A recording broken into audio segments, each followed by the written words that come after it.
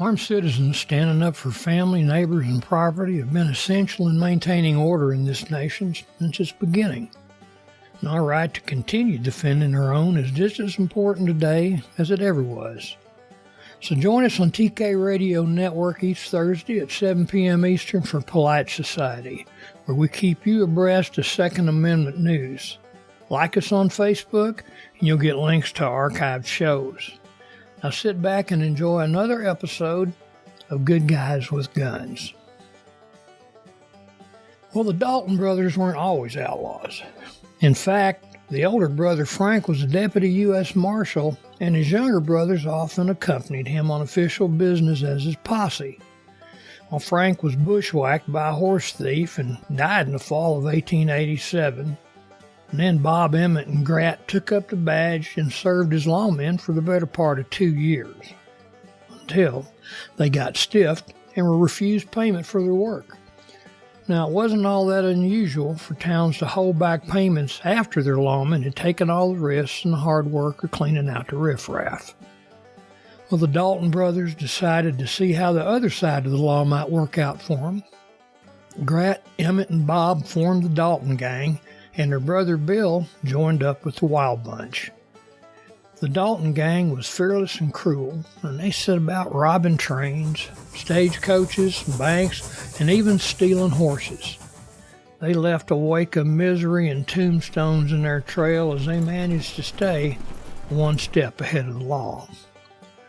Eventually, these boys carried $5,000 rewards on their heads, but collecting that reward would have required tangling with the whole gang, and by 1892 they'd added 2 members, Bill Powers and Dick Broadwell. With fear on their side and resistance from lawmen being thin, they plied their trade. Now, you may not know this, but the Daltons were cousins to the Younger clan that rode with Jesse and Frank James. Cole Younger was the head of that family enterprise, and no matter what the Daltons managed to accomplish, the James Younger gang always got more publicity and fame. Well, that stuck in Bob Dalton's craw, so he decided to do something even his cousin Cole Younger had never dared to try. The Dalton gang was going to rob 2 banks in broad daylight at the same time. Well, they chose the bustling town of Coffeyville, Kansas, because they were familiar with the layout and they knew about the 2 banks, and then they were just across the street from one another. They also knew that many of the citizens were more than a little familiar with their faces because the family lived just outside of town for several years. To counter their notoriety, they put on disguises, including false beards and mustaches and sideburns, and rode right into the middle of Coffeyville about 9:30 that Wednesday morning, 1892. Well, even what seemed like a good plan can go sideways, and right off the bat, they ran into trouble. The town had begun a beautification program and had taken out the hitching posts so they could work on their streets. Now, this required the Daltons to tie their horses to the fence in a little blind alley several hundred feet away from the banks. The next fly that dropped in the ointment went unnoticed by the gang as they made their way out of the alley and back up the street. One of the locals saw right through the disguises as the gang strolled by. Mr. Alec McKenna watched the gang as they split into 2 groups and headed for the banks. The next thing McKenna noticed was Grat Dalton pointing a Winchester rifle at the bank teller in the Condon Bank. McKenna sounded the alarm in the street, yelling, "They're robbing the banks." Well, Coffeyville was such a peaceful town that almost nobody carried a firearm, and the local marshal only carried a 6-shooter. It was immediately obvious they were going to have to arm up if they're going to stop this gang from stealing all their money.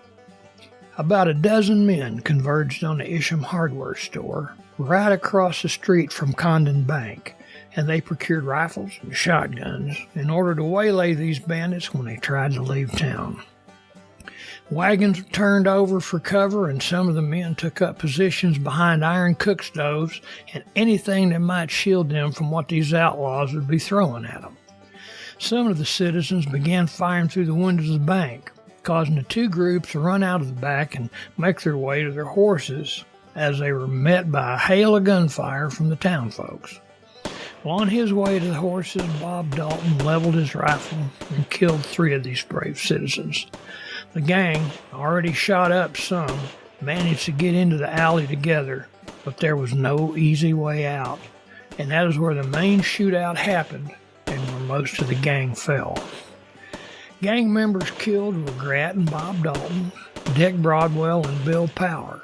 Emmett Dalton was shot off his horse trying to rescue his brother Bob and had 20 wounds from both rifle and shotgun fire, but survived and served his time in prison.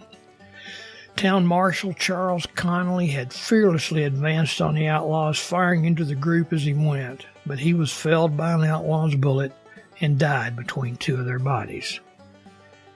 After the firing stopped, there were 4 casualties from the town: Marshal Connolly, 60-year-old shoemaker Charles Brown, 36-year-old town mechanic George Cubine, and 23-year-old store clerk Lucius Baldwin. All were husbands and fathers and venerated citizens of Coffeyville. Today, there's a museum in town dedicated to their memory, and each year the town puts on a reenactment of the shootout to remind each of them how important it is to stand armed against a common threat.